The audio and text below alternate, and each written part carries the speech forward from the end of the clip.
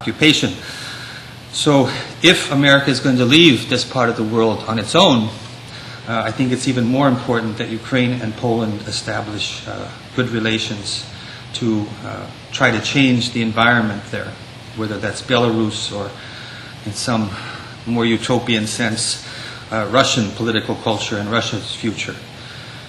Now, Europe also, within Europe, there's one other country that, or at least one other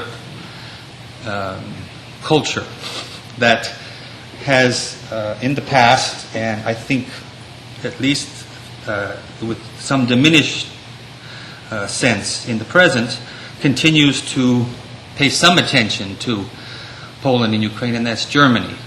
I don't think France has much, and I'm again talking as a scholar from my scholarly contacts as president of the International Association, the membership of German-speaking countries and the number of chairs that are devoted to the study of Polish and Ukrainian subjects. The only other countries that really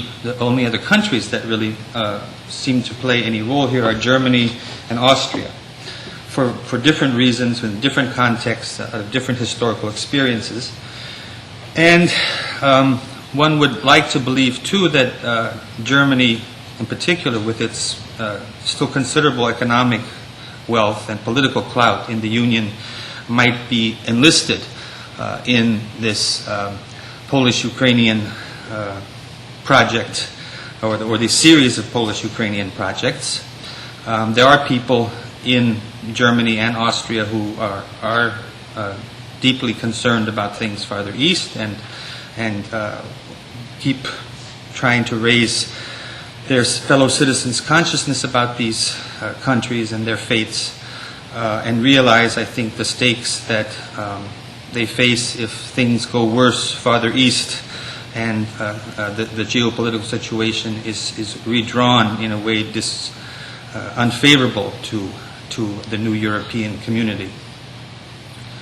So Germany, and again, as a historian, I think Germany offers both Poland and Ukraine a much better example of how to deal with one's past than even the United States, which often it seems to be so overwhelming and overweening that we tend to turn off countries that we try to help with our, even when we don't mean to, with our sort of unconscious arrogance and especially these days with our strange foreign policy and lack of respect for international institutions. But in terms of Germany, Germany's long post-war Vergangenheitsbewältigung has, I think, resulted in a Germany with a new kind of democratic civic consciousness, one that has been willing to take responsibility for its past mistakes and sins and blunders, and which I think Poland has already begun to emulate in some sense in the Jedwabne discussions, and Ukraine is doing even a much better job at this than certainly Russia in confronting its Soviet past, its Nazi past, and I would hope again that Germany might be a positive model for a kind of transformation of political conscience. As we noted yesterday, there was a great deal more consensus to be reached on earlier topics of the 16th and 18th century. By the time we got to the end of the day, people were hardly speaking to each other on things about World War II. So I'm glad that at least Professor Belensky ended the day on a relatively positive note of the Gedroids story, the Gedroids Ukrainian story. I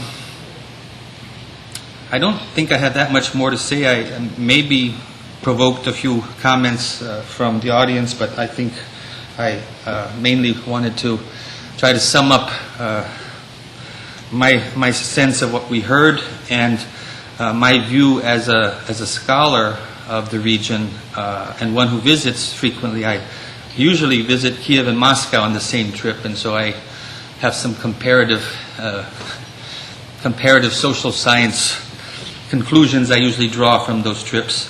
But last time it was interesting to go from Warsaw to Lviv, to Kiev, and then to Moscow to see the change in political culture from west to east, which still is very palpable in that part of the world. So thank you for coming and paying attention and taking part in this. And again, let's hope for the best, for the positive things. After all, coming back to my utopian scheme of transforming Russia, was if this happens, it wouldn't be the first time. If you remember the Kiev Slaviano Greco-Latina Academia, which was a major conduit for Western, mostly Polish or Polonized European ideas to modernize the Russian state at various times, and Poland and Ukraine have played important roles in introducing Russia to European ideas from farther west.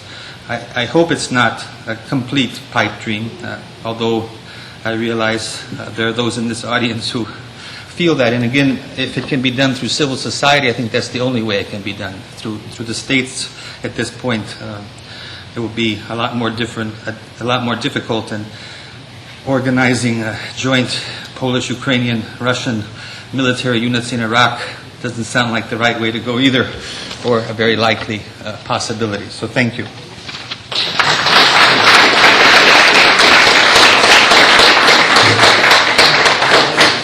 We've come to the end of our conference. Thank you for coming.